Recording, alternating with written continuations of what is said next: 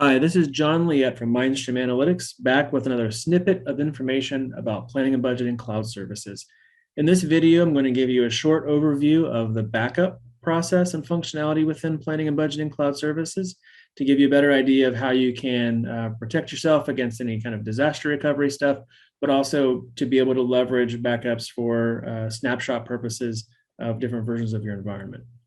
So when we think of backups, obviously we think of the aforementioned disaster recovery situation where you need to restore a backup because something went wrong in your live application. But you also may use the same functionality for migrating between one environment to another. And so let's look at where that is. So on the home screen, if I go to the navigator menu, under tools, there is an option for migration. I believe this option is only available for service administrators. So this screen gives me three menus: categories, snapshots, and reports. Let's start with the snapshots menu and take a look at what's in there. In our demo environment, we have a lot of snapshots taken. That's typically a good sign, even in live deployments, because it means that people are taking active snapshots and having plenty of options in terms of backing up or restoring iterative changes from. You see in here too that there is an artifact snapshot. Every planning and budgeting cloud services environment will automatically generate an artifact snapshot every evening at a predetermined time. This is Oracle's way to ensure that you're backing up at a bare minimum level of once a day. However, it backs up and overwrites the existing artifact snapshot each time this is taken. That means that if an issue happens on Monday but isn't found until Wednesday, let's say, a good version of the backup won't exist by itself. At that point, you hope that someone has taken a snapshot in between to restore from, or a backup from prior to that, I should say, to restore from rather than something after the issue took place. That's why it's always a good idea to do some manual backups, and why our app care teams that provide managed services for a lot of our clients implement systems to archive backups over a several day period so that there are options to roll back to rather than just whatever the system was like last night. Other than that, you can see that there's a ton of other backups in here. It's great, obviously, to take backups whenever you're doing any kind of development or changes to your outline or changes to your data.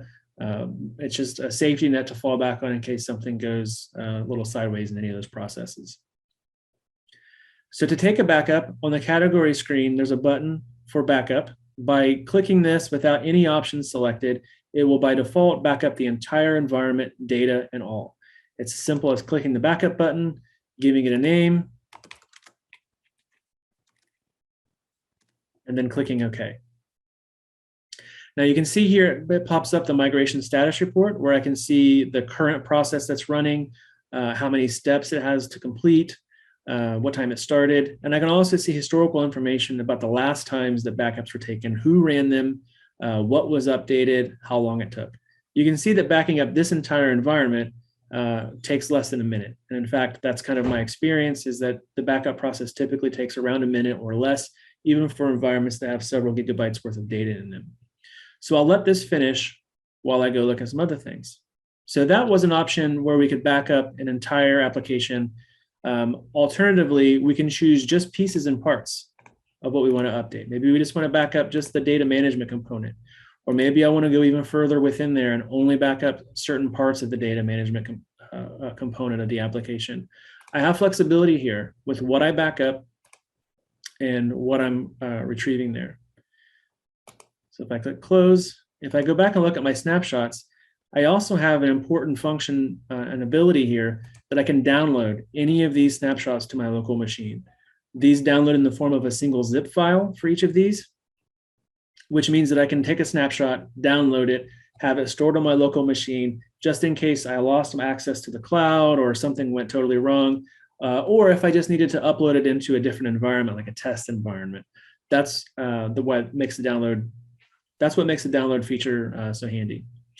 Let's see. So if I go back to reports and migration status, I can check and see that the process I just ran is actually completed and actually only took 34 seconds. Very handy, very speedy.